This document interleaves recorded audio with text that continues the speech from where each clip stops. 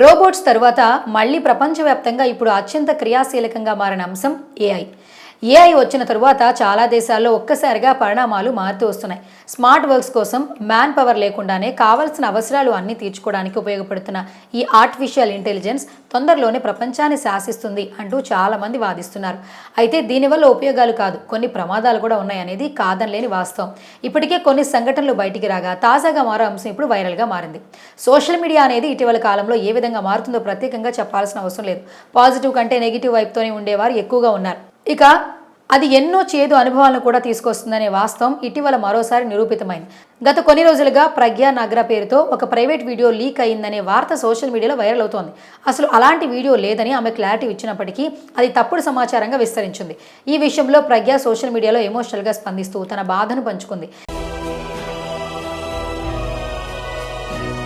ఇది కేవలం చెడు కలగా అనిపిస్తూ ఉంది. టెక్నాలజీ మనకు సాయం చేసేందుకు పుట్టింది, కానీ ఇలా మన జీవితాలను దుఃఖంగా మార్చేందుకు కాదు. ఈ విధమైన ఏఐ కంటెంట్ను సృష్టించి అది వైరల్ అయ్యేలా చేసిన వారిపై జాలిపడే స్థితిలో ఉన్న ఈ కష్ట సమయంలో నాతో ఉన్న అందరికీ నా కృతజ్ఞతలు తెలియజేస్తున్నా.